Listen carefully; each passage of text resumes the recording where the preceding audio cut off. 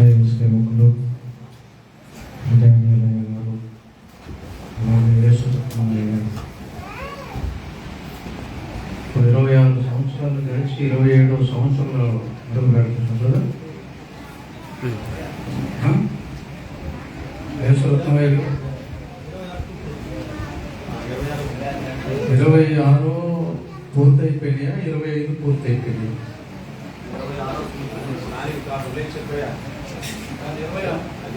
అంటే 2000లో స్టార్ట్ అయిందండి. 2000 అంటే 26 అయిపోయి 27లోకి అడుగు పెడుతుంది సంఘం. 26 సంవత్సరాలు గడుపుకొని 27వ సంవత్సరంలోకి 2000 సంవత్సరమే కదండి అయ్యారు. 2001 2000 అయితే 26 సంవత్సరాలు పూర్తయినట్టు. 27లోకి ఇప్పుడు అడుగు పెడుతున్నట్టు లెక్క. నెల్లూరు జిల్లాలో ఈ గ్రామం పేరు కనుపతి.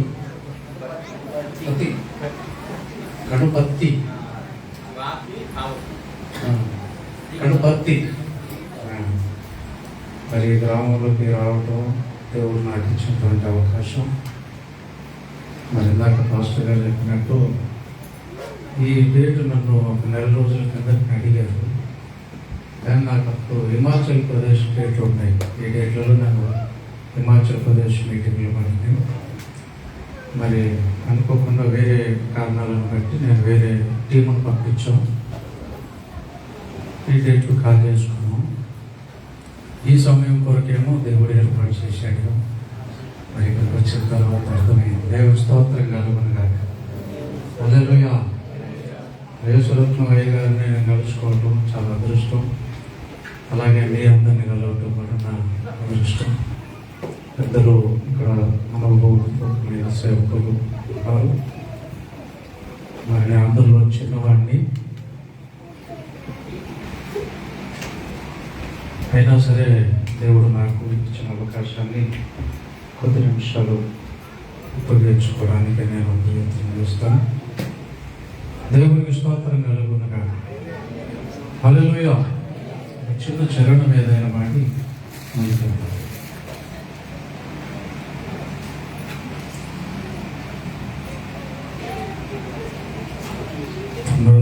పునరుత్థానుడా నా యేసయ్యా, పునరుత్థానుడా నా యేసయ్యా, మరణము తెలచి బ్రతికించి తిరిగినమ్మ, మరణము తెలచి బ్రతికించి తిరిగినమ్మ, స్తుతి పాడుచు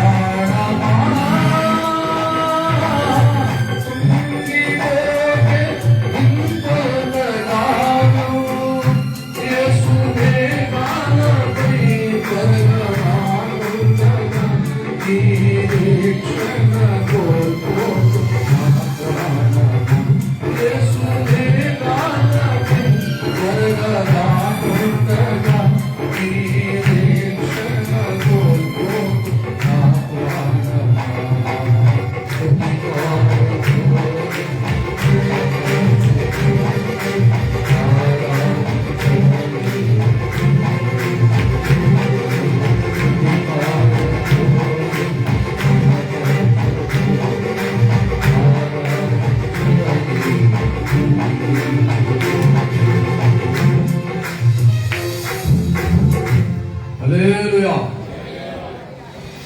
మరి నాకు 12 గంటలకు సమయం ఇస్తానని చెప్పారు మాస్టర్ గారు.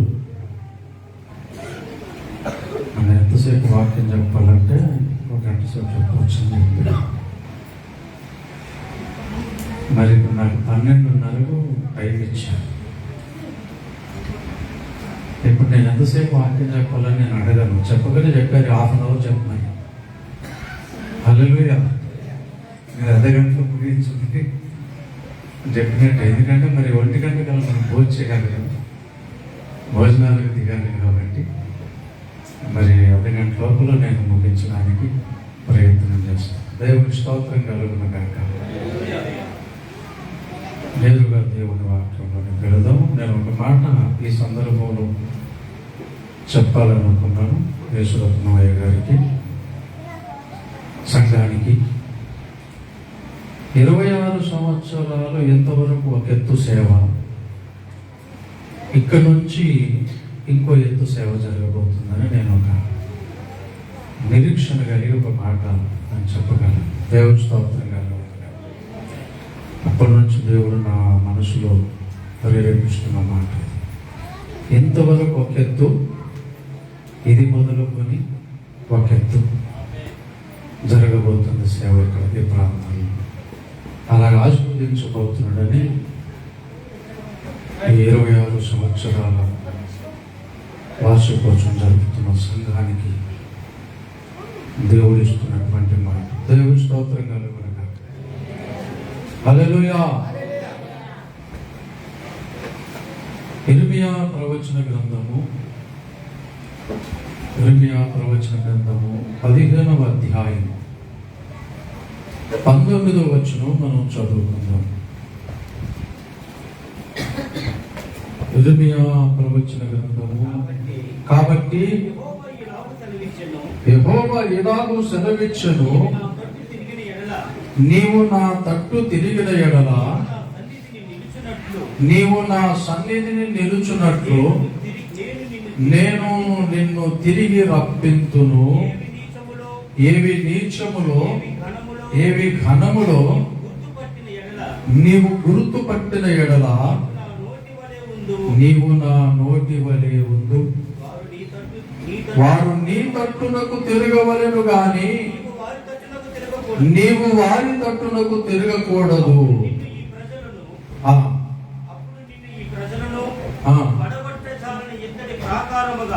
పడగొట్టజాలని ఇత్తడి ప్రాకారముగా నేను నియమించదను.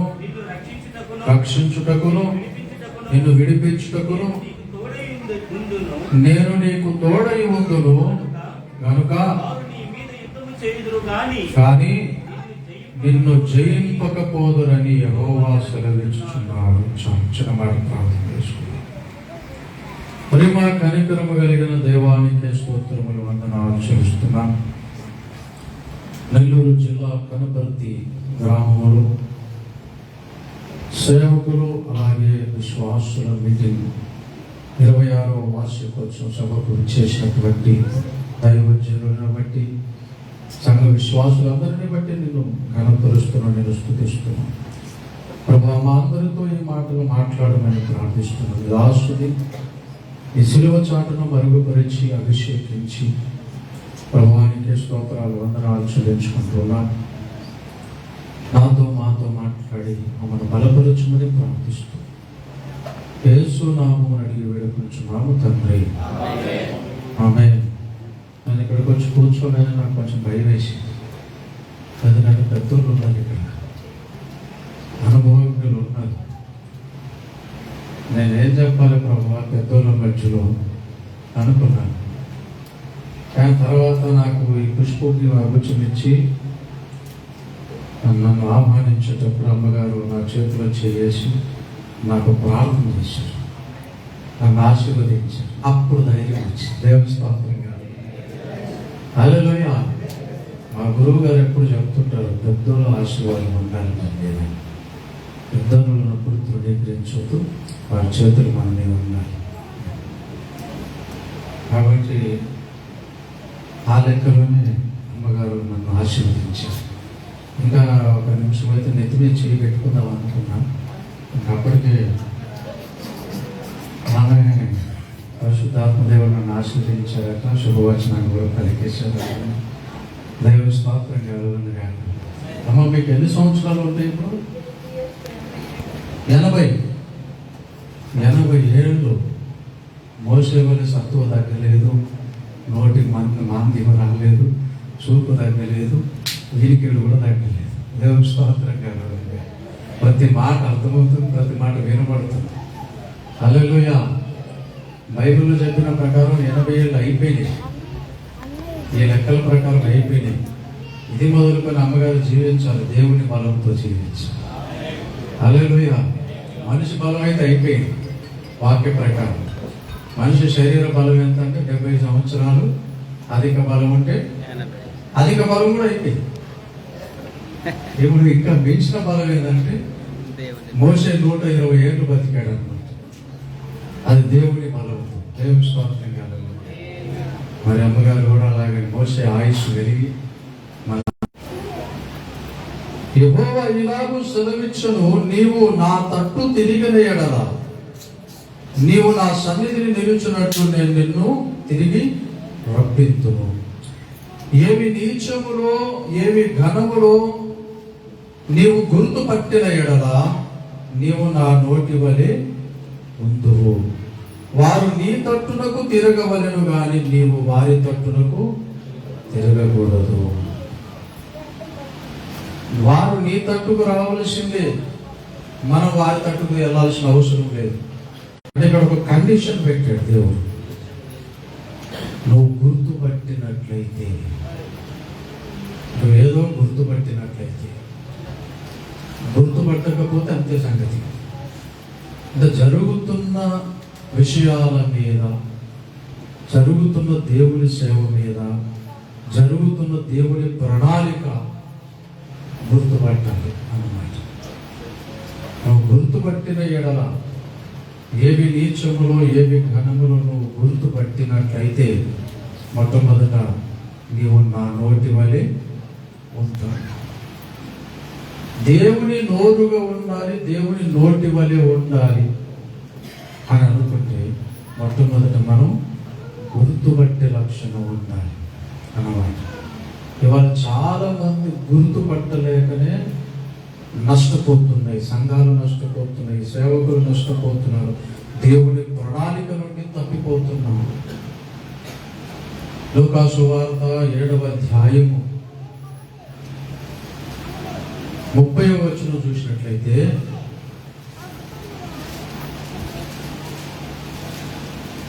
లూకా సువార్త 7వ అధ్యాయం 30వ వచనం. పరిసయ్యులు ఈ తరము మనుషులను నేను దేనితో, వారు దేనిని పోలి ఉన్నారు. పరిసయ్యులు ధర్మశాస్త్ర ఉపదేశకులు అట. పరిసయ్యులు ధర్మశాస్త్రాన్ని బోధించే ఉపదేశకులు సహా అతని చేత బాప్తిస్మము పొందక. ఎవరి చేత బాప్తిస్మం పొందక? యోహాను గారి చేత. యోహాను బాప్తిస్మాలు ఇస్తుంటే వీళ్ళు పొందలేదట. ఎందుకు పొందలేదు అంటే వీళ్ళకు హృదయ గర్వం. మేము శాస్త్రులం, మేము ధర్మశాస్త్ర ఉపదేశకులం, కాబట్టి మాకు చెప్పాల్సినంత ఎవరు లేడు, మాకెవరు చెప్పాల్సిన అవసరం లేదు, మేము ఎవరికి చేతి కింద తలదించాల్సిన అవసరం లేదు. వాళ్ళ గర్వం, వాళ్ళ ఉపదేశకులు, ధర్మశాస్త్రాలను బోధించే బోధకులు, వాళ్ళు ఇంకెవరైనా పరిసయ్యులు. వీళ్ళకి అంత తెలుసు అనుకుంటారు, కానీ ఏం తెలియదన్న విషయం తెలియదు అన్నమాట. అంతా తెలుసు అనుకున్న వాడికి ఫస్ట్ మనం అనుకోవాల్సింది ఏం తెలియదు. నాకేం తెలియదు అంటారు చూడండి, వాళ్ళతో భయం. వాళ్ళకి ఏదో తెలుసు, మొత్తం మీద తగ్గించుకోవడానికి ఇష్టం. అంతా తెలుసు అనుకుని ఏం తెలియదు. యోహానును తృణీకరించారు, యోహాను నిరాకరించారు, యోహాను చేత బాప్తిస్మం పొందలేదు. దేవుడేమో ఒక సంకల్పం రాసి పెట్టాడు. ఒక సంకల్పం దేవుడికి ఉంది. ఎవరి పట్ల? ఈ పరిసయ్యుల పట్ల, ధర్మశాస్త్ర ఉపదేశకుల పట్ల. ధర్మశాస్త్ర ఉపదేశకుల పట్ల, పరిసయ్యుల పట్ల దేవుడికి ఒక ప్రణాళిక ఉంది, ఒక ఉద్దేశం ఉంది. అది డైరెక్ట్ గా చెప్పలేదు, దేవుడు చూస్తున్నాడు పైనుంచి. పరిస్థితులు కల్పించి యోహాను వారి ముందుకు నడిపించి చూస్తున్నాడు. వీరు ఇతన్ని అంగీకరిస్తారా, ఇతన్ని తృణీకరిస్తారా? ఇశ్రాయేలు కాలమున దేశంలో చాలా మంది ఏం పేరు ఉందండి? అయ్యా, ఆయన చిత్తానుసారుడు, ఆయన హృదయానుసారుడు, దేవుని చిత్తము ఎరిగి నడుచుకున్నారు. దేవుని ప్రణాళికని తృణీకరించారు వారు. డైరెక్ట్ యోహాను కాదు, దేవుణ్ణి తృణీకరించారు, దేవుని ప్రణాళికను నిరాకరించారు. వారి ద్వారా ఏ కార్యం జరగాలనుకున్నాడో దేవుడు, వారికి వాళ్ళే నష్టపోయారు. అంత దురదృష్టవంతులు ఇంకెవరు లేరు, ఉండలేదు. ఏమి ఘనములు, ఏమి ఖ్యాతి గలవు. ఫిలిప్పీయులకు రాసిన పత్రికలో ఒక మాట చూడండి. మీరు పాటి మీద యేసయ్య మరణించి తిరిగి లేచిన తర్వాత ఎమ్మాయి మార్గంలో వారు పక్కనే నడుస్తున్నారు. ఇద్దరు శిష్యులు నడుస్తున్నారు. వారి పక్కనే యేసయ్య కూడా నడుస్తున్నారు. వారు ఆయనను గుర్తుపట్టలేకుండా వారి కన్నులు మూయబడితే గుర్తుపట్టలేదు. పక్కనే యేసయ్య నడుస్తున్నాడు, పక్కనే యేసయ్య నడుస్తుందో గుర్తుపట్టలేదు. ఈ తరంలో దేవుని ప్రణాళిక ఏంటిదో గుర్తుపట్టగలగాలి. అప్పుడు దేవుని నోటి వల్ల మనం, ఒక్కొక్క తరంలో ఒక్కొక్క ప్రణాళిక ఉంటుంది దేవునికి, ఒక్కొక్క తరంలో ఒక్కొక్క ప్రణాళిక ఉంటుంది దేవునికి. ఆ ప్రణాళికను గుర్తుపట్టగలగాలి. నోహు కాలంలో దేవుని ప్రణాళిక ఓడగట్టడం. కాబట్టి ఏ కాలంలో ఏం చేయాలో, ఏ ప్రణాళిక ఉందో ఆ ప్రణాళికనే చేయాలి. మోషే కాలంలో దేవుడు ప్రత్యక్షపు గుడారము ప్రవక్తలు ఉంటుండగా దేవుడు ఒక ఏలియాను పంపించి దేవుని స్తోత్రం కలుగును. మొదటి రాజుల గ్రంథం 18వ అధ్యాయము 21వ వచనం చూడండి.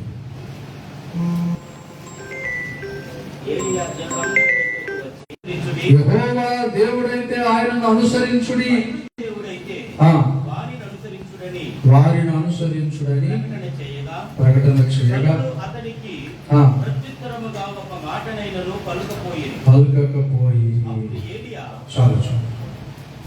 ఎన్నాళ్ళ మట్టుకు మీరు రెండు తలంపుల మధ్య తడబడుచుందురు. యెహోవా దేవుడైతే ఆయనను అనుసరించుడి, బయలు దేవుడైతే రండి కర్మేలు పర్వతం దగ్గర చూసుకున్నాం అని జనులకు ఒక పిలుపునిచ్చాడు ఏలియా. ఆ కాలంలో తడబాటును తొలగించడానికి ఒక ప్రణాళిక దేవుడు. అంటే ఈ తికమకలో ఉండడం దేవుని చిత్తం కాదు, కన్ఫ్యూజ్లో ఉండడం దేవుని చిత్తం కాదు. తికమకం తీసేయాలి. చాలా మంది ప్రవక్తలు ఉన్నారు, ఎవరి సేవ వాళ్ళు చేసుకుంటున్నారు, కానీ ఒక్కరికి కూడా రోషం లేదు.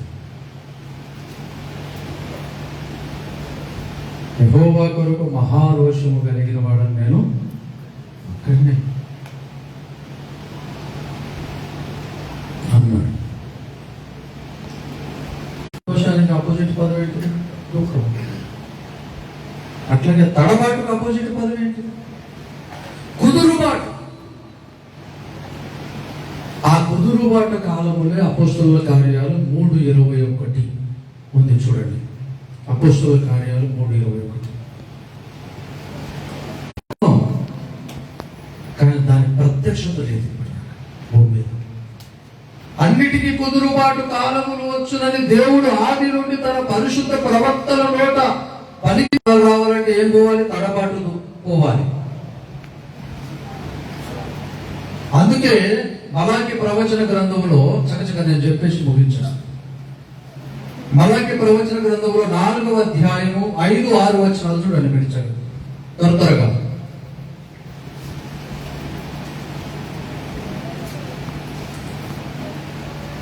మలాకి ప్రవచన గ్రంథము 4వ రాక మునుపు ఒక ఏలియాను పంపిస్తారు. అతడు 2 పనులు చేస్తాడు. తండ్రుల హృదయాన్ని పిల్లల వైపు, పిల్లల హృదయాన్ని. ఒక ఏరియా వచ్చాడు, పోతే బంగారం దొరకాలంటే కొంచెం తవ్వాలి భూమికి. పైన దొరుకుతుందా? బంగారం దొరికితే ఇప్పుడు 2 లక్షల తులం ఉంటుందా? ఇప్పుడు 2 లక్షలు దాదాపు ఇంచుమించు తులం బంగారం. అట్లాగే టన్నుల మట్టి తీసి లోపలికి పోతే కానీ బంగారం ఉంది. ఏముంది? ఆత్మ, ప్రాణం. బైబిల్ కూడా ఆత్మ, ప్రాణం, శరీరం ఉంది. దేవుడు దీన్ని కూడా తెలుసుకొని చేశాడు. అందుకే పైన అక్షరాలు మనం బోధిస్తే, పైన అక్షరాలు మనం చదివితే అక్షరమునకు కాదు గాని ఆత్మకే పరిచారకుల మగుటకు సామర్థ్యము కలిగించి ఉన్నాడు. అక్షరం హృదయం పిల్లల తట్టుకు తిప్పుతాడు. రెండోదేమో పిల్లల హృదయాన్ని తండ్రుల తట్టుకు తిప్పుతాడు. వచ్చాడు మరి వచ్చాడా? ఎవరైనా బాప్తిసం ఇచ్చిన అమ్మగారు చెప్పింది కరెక్టే. లూకాసు సువార్త 1వ అధ్యాయం చూడండి, మీరు 17వ వచనంలో రండి.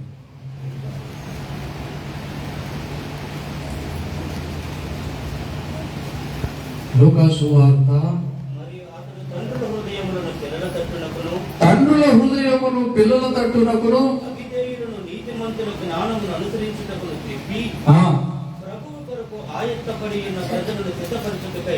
ప్రభు కొరకు ఆయత్తపడి ఉన్న ప్రజలను సిద్ధపరచుటకై ఏలియా యొక్క ఆత్మయు శక్తియు గలవాడై ఆయనకు ముందుగా వెళ్ళును గనుక కలుగును. ఏలియా యొక్క ఆత్మయు శక్తియు కలవాడు. మత్తయి సువార్త 17వ అధ్యాయము 10-11 వచనాలు చూడండి.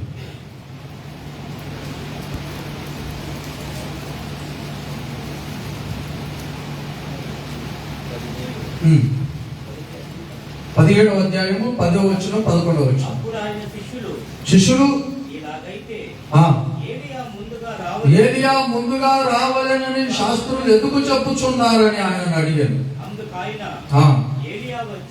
ఏలియా వచ్చి సమస్తమును చక్కబెట్టునను మాట నిజమే, అయినను ఏలియా ఇదివరకే వచ్చెను, వారు అతనిని ఎరుగక తమకిష్టము వచ్చినట్లు అతని ఎడల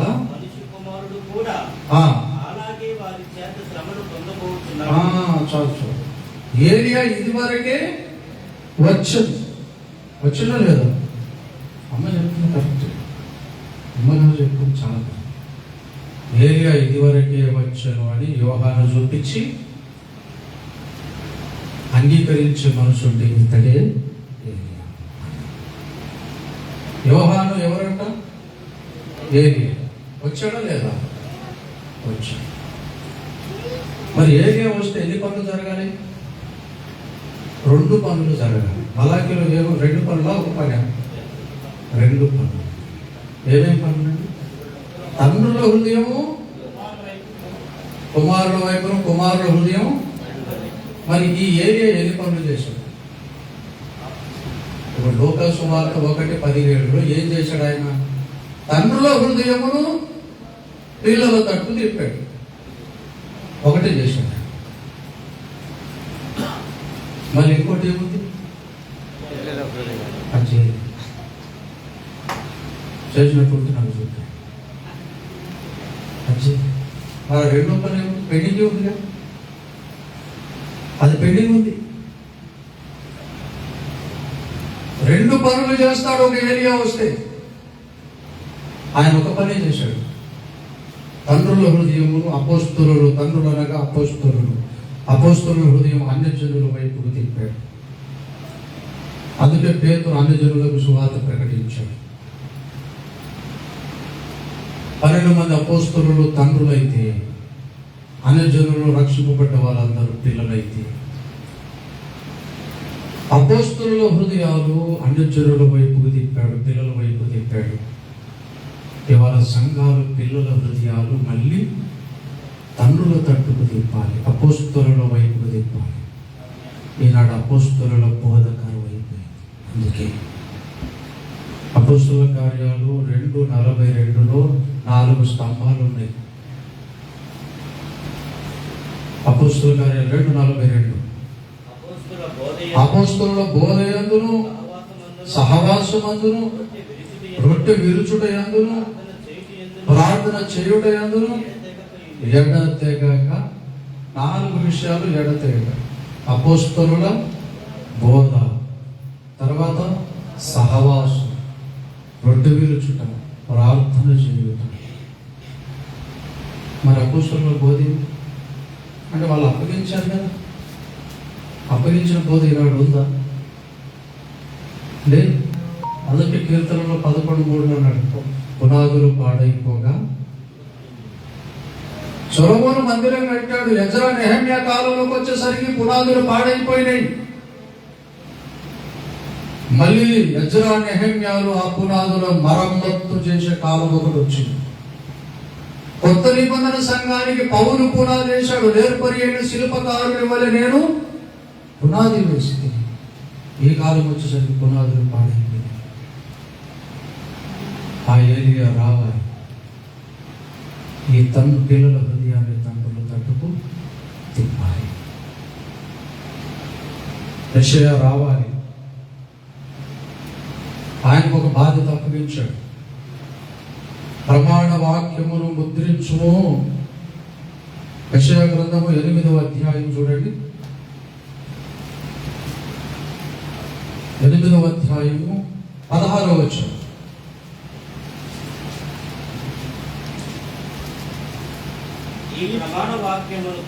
ఈ ప్రమాణ వాక్యమును కట్టుము, ముద్రించి అప్పగింపుము. నా శిష్యులకు అప్పగింపుము. యాకోబు వంశమునకు చాలు చాలు.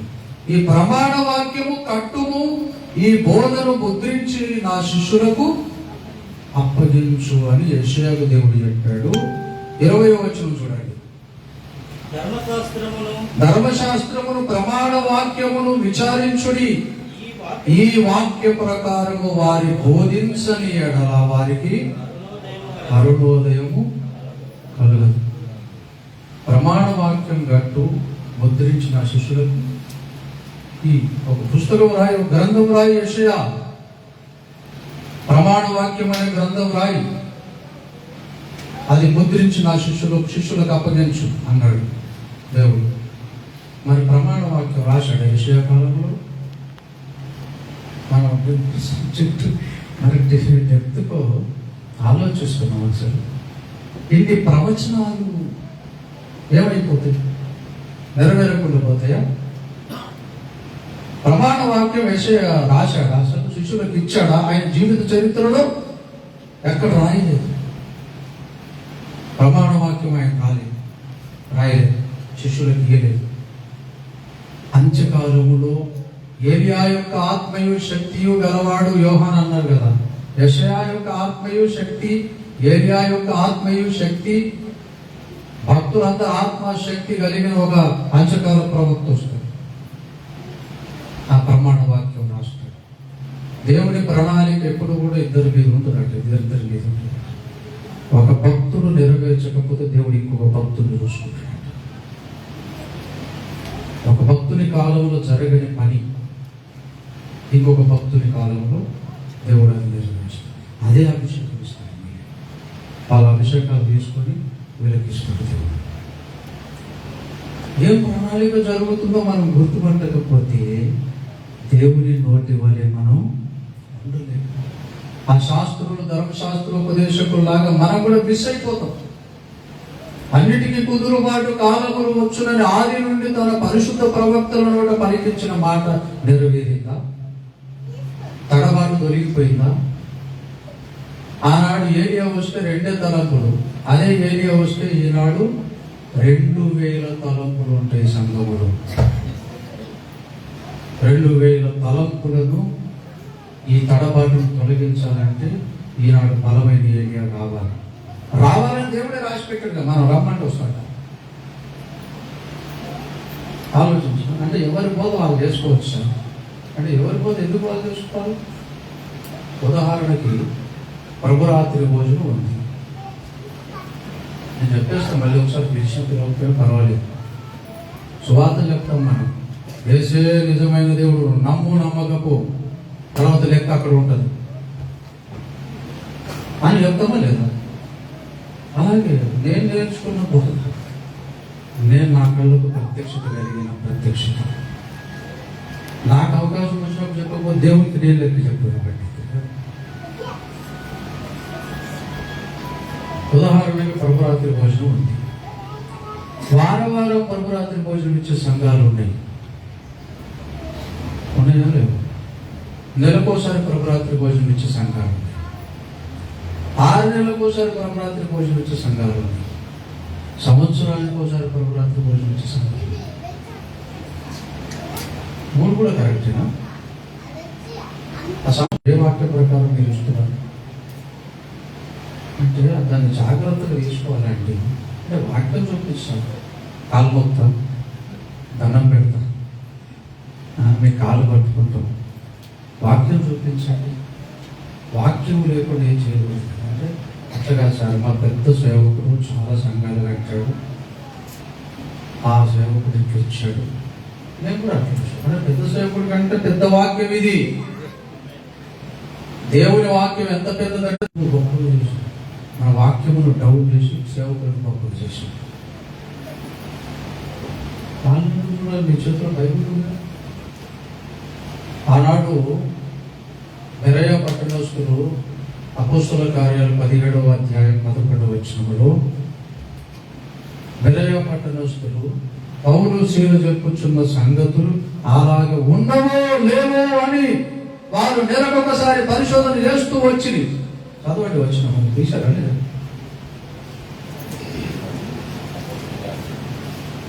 17:11 పౌలు శీల చెప్పుచున్న సంగతులు అలాగ ఉన్నాయో లేవో అమ్మా వింటున్నారా? మీరు చూస్తున్నారా? వాక్యం మీరు తెస్సలోనికలో ఉన్న వారి కంటే ఘనుడై ఉండి కనుక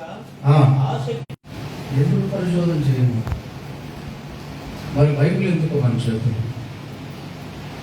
బెరయా పట్టణస్తులు పౌలు శీల చెప్పిన సంగతులు అలాగ ఉన్నాయా లేవని బైబిల్లో చూస్తే పౌలు తప్పు చెప్తాడా? ఇవాళ సంఘాలన్నిటికీ మాదిరికరమైన వ్యక్తులు ఎవరిని ఎన్నుకుంటాం మనం? ప్రభురాత్రి పోయించుకోని చెప్తారు. మనం వాక్యం ప్రకారం ఉన్నాం అంటే వారం ఇచ్చుకొని లేరు అన్నట్టే కదా. అప్పుడు మనం ఏం చేయాలి? ఓ తిమోతి, దుర్బోధను ఖండించుచూ ఉంటుంది అన్నట్టు లేదు. మనం తిమోతిలో అయితే మనం ఏం చేయాలి? ఆ సంగతి ముంచుడు బాప్తిసం, ఒక చెక్కరి బాప్తిసం, ఒక చెక్కర కింద బాప్తిసం. ఈ మూడు కూడా కరెక్టేనా? అంటే ముంచుడు కరెక్ట్ సార్ అంటే మరి చెక్కరి తప్పే కదా, మరి జెండా కింద తప్పే కదా. మరి ఆ రెండింటిని ఖండించే ముంచుడు ఉండాలి కదా. అంటే నేను ఎందుకు చెప్పానంటే అన్నిటికీ కుదురుబాటు కాలాలు రావాలంటే తడబాటు పోవాలి. ఈ తడబాటు దేవుడు 8 గ్రంథాలు నీ చేత రాయిస్తానని దర్శనం చూపించాడు 82లో. వాటి పేర్లు, వాటి అట్ట మీద ఉన్న డిజైన్, మొత్తం సబ్జెక్టు, మొత్తం 8 గ్రంథాలు 82లో దేవుడు చూపించాడు. 90-91లో ఫస్ట్ గ్రంథం వచ్చింది. ఫస్ట్ గ్రంథం పేరే యుగాంతము. యుగాంతం అనే గ్రంథం వచ్చింది. ఇప్పటికి 36-38 ఏళ్ళు అవుతుంది. 36 ఏళ్ల కిందటే రాసి పెట్టాడు అమెరికా సర్వనాశనం కాబోతుంది, లాస్ ఏంజల్ కాలిపోతుంది, దేవుని అగ్ని అమెరికా మీదకి దిగి రాబోతుంది. 36 ఏళ్ల కింద రాసి పెట్టాడు. నవ్వుకున్నారు అప్పుడు. అమెరికానే అగ్రరాజ్యము, అమెరికా అందరికి అప్పించే దేశము, అదెక్కడ నాశనం అవుతుంది సరే పిచ్చిపెట్టినట్టు ఉంది.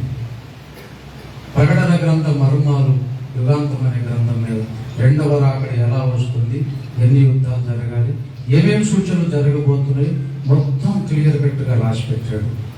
అది ఎలా రాయబడిందో ఇవాళ ప్రస్తుతం భూమి మీద అలాగే జరుగుతుంది. చదవండి. కొంతమంది అయితే ఒక అమ్మ 30 ఏళ్ల కింద ఆ గ్రంథం పండుదట కొని అటుకు మీద పెట్టి 30 ఏళ్ళు పెట్టి కరోనా టైంలో జరుగుతున్న ప్రస్తుతం యుగాంతం అనే ప్రసంగాలు వచ్చినాయి. విందురా అరే యుగాంతంలో చెప్పబడింది ఎప్పుడు రాసుకున్నానని అటుకు చేసి చదివింది. అయితే ఆమె చదివినట్లే ఉంది. ఫోన్ చేసి లైవ్లోనే క్షమాపణ అడిగింది. అయ్యా 30 ఏళ్ల కింద కొన్నాను నన్ను అక్కడికి. ఇప్పుడు జరుగుతున్న సంభవాలను చూస్తే ఆ గ్రంథం చదివితే ఎగ్జాక్ట్ అంటే ఇప్పుడు జరుగుతున్న సంభవాలు అలాగే ఉంది. ఒక 20 ఏళ్ల కింద ఒక పబ్లిక్ ప్రసంగంలో రష్యా దాని మిత్ర దేశాలు కలిసి ఇజ్రాయెల్ మీదకి తండెత్తుతారు, యుద్ధానికి వస్తారు. జర్మనీ ఇవన్నీ వస్తుంది, జర్మనీ కూడా వస్తుంది, ఏకపక్షం అయిపోతుంది. మన అంటే ఒక ఆయన లేచి ఏ జర్మనీ సార్ 2 జర్మనీలు ఉన్నాయి అప్పుడు చెప్పాడు. ఆ టైం కల 2 జర్మనీలు ఉండవు బాబు, ఒకటే జర్మనీ అయిపోతుంది. ఇప్పుడు అయిపోయింది. దేవుని స్తోత్రం కాదు. ఇంతకుముందు 2 జర్మనీలు ఉండేనా లేకుండా చరిత్ర ఉండే. ఇవాళ 1 జర్మనీ అవుతుంది చరిత్ర. 36 ఏళ్ల క్రితం యుగాంతంలో రాసింది. అంటే ఒక గ్రంథం కాదు, 8 గ్రంథాల ప్రణాళిక. ఆఖరి గ్రంథమే 8వ గ్రంథం పేరే యెషయాకు చెప్పినటువంటి ప్రమాణ వాక్యం అనే గ్రంథం. దేవుని స్తోత్రం కాదు. అది 2016లో రిలీజ్ అయ్యింది. ఇవాళ దేశమంతా తిరుగుతుంది గ్రంథం. ఒకటిగా సంఘములో ఉన్న కన్ఫ్యూజన్, తడబాటును తొలగించడానికి రాసిన గ్రంథాలు. నేను ఆయన గురించి గొప్పగా చెప్పడం లేదు, కానీ ముఫీర్ గారు ముఫీర్ మిషన్స్ నుంచో వచ్చిన జరిగిన రాసిన గ్రంథాలు మేము పొందిన ప్రత్యక్షత. అన్నిటికీ కుదురుబాటు కాలములు వచ్చునని ఆది నుండి పరిశుద్ధ ప్రవక్తల నోట పలికించిన మాట ఈ అంత్యకాలములో ఆ వచనం నెరవేరబోతుంది. దేవుని స్తోత్రం కలుగునుగా. నెరవేర్చడానికి మేము కంకణం కట్టుకొని ప్రయాస పడుతూ పని చేస్తూ ఉన్నాం. 46 ఏళ్ల బట్టి ఇప్పటిదాకా అమెరికా ఫండ్ కానీ ₹1 కానీ విదేశీ ఫండ్ మేము తీసుకోలేదు. ఇవాళకి ఆయన 1500 సంఘాలు, నాలాంటి 1200 మంది సేవకులు ఆయన కింద పనిచేస్తున్నాము. ఆయనైనా మేమైనా దేవుడు ఇస్తేనే తినాలి, లేకపోతే పస్తున్నాం. ఒక పూట తిండి పెట్టలేని దేవుడు పరలోకం ఇస్తాడని ఎట్లా నమ్మదు? జీతాలు ఇచ్చే సేవ అనుకోండి, నేను ధృవీకరించడం లేదు. నెల వచ్చేసరికి ఈ పాస్టర్ గారి విశ్వాసం ఎక్కడికి పోతుంది సార్? ఇంకా సార్ కుటుంబానికి చాలా నష్టం అవుతుంది. విశ్వాసం ఇటే కానీ కేరీకి వాళ్ళ దగ్గర కాకుల కొరకు కనిపెట్టిన ఏరియా మనసు వస్తుందా? ఇవాళ మేమందరం కూడా అలాగే మా చరస్థిరాస్తులను నమ్మి మా ఇళ్ళు, మా బండ్లు అన్నీ ఆయన పాదాల దగ్గర పెడితే ఇవాళ 45 సంవత్సరాల బట్టి సేవ జరుగుతుంది. దేవుని స్తోత్రంగా. ఉదాహరణగా నా ఇల్లే అమ్మాయి, నా బండి అమ్మాయి, నా కారు అమ్మాయి, ఆయన పాదాలు ఇట్లా 100 మంది 1000 మంది వాళ్ళు చరస్థిరాస్తులు. నేను 20 రాష్ట్రాల్లో తిరిగేసి వచ్చి భారతదేశం. ఒక్కొక్క మా సేవకుల మీటింగ్లో 200 మంది, 300 మంది, 500 మంది సేవకుల మధ్యలో వాక్యం చెప్పి నేను ఒక సవాల్ చేశాను. అపోస్తుల కార్యాలు 4వ అధ్యాయంలో వారి చరస్థిరాస్తులను అమ్మి అపోస్తుల పాదాల దగ్గర పెట్టిన సేవ భూమి మీద మీరు ఎక్కడైనా చూసారా నేను అడిగాను. వాళ్ళు ఎక్కడ చూడలేదు. మేము ఉన్నాం ఆయన ప్రత్యక్ష సాక్షులు. దైవ స్తోత్రం కలుగునుగా. హల్లెలూయా. ఏలియాకు అప్పగించిన పని, యెషయాకు అప్పగించిన పని, పెళ్ళగించుటకును, కట్టుటకును, విరగొట్టుటకును, నాటుటకును జనముల మీద నేను నియమించుటనని ఇర్మియాకు ఇచ్చిన ప్రవచనం ఈ అంత్యకాలంలో నెరవేరబోతున్న సంభవాలు.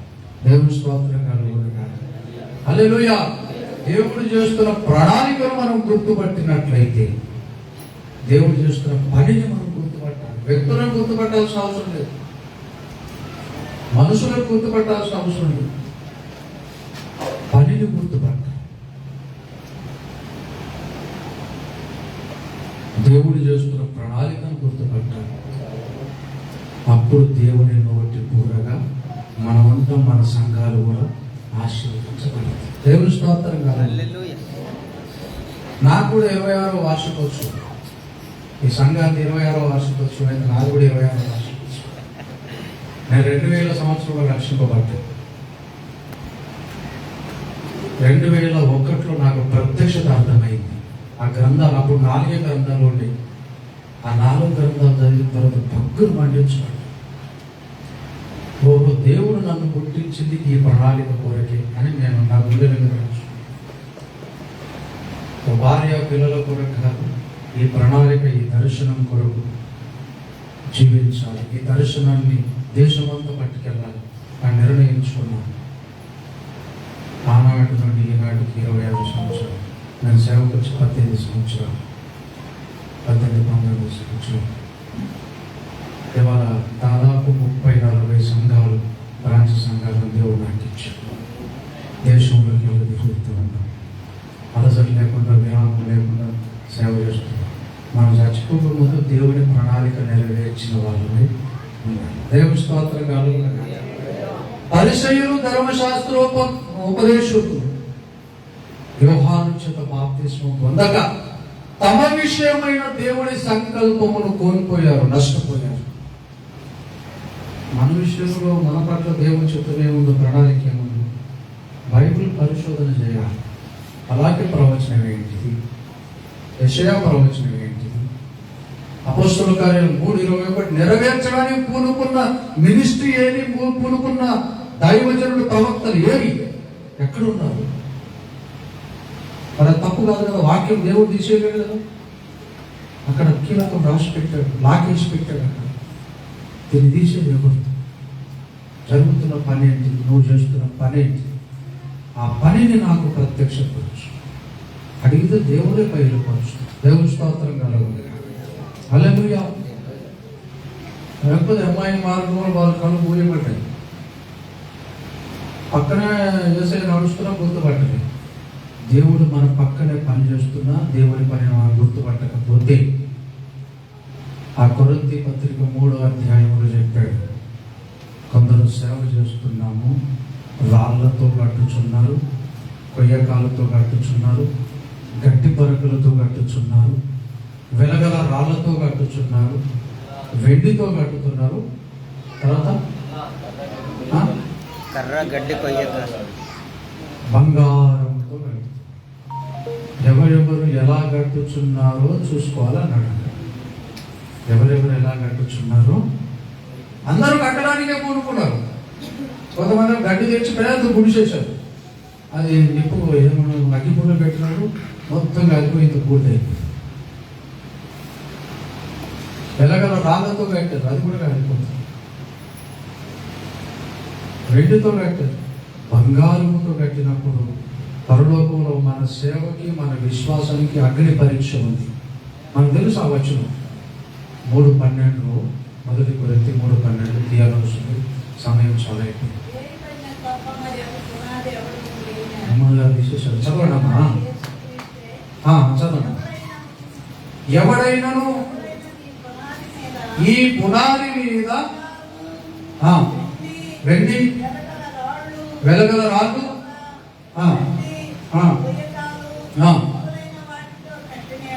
మొదలైన వాటితో కట్టిన ఎడల ఆ దినమున దానిని తేటపరచును,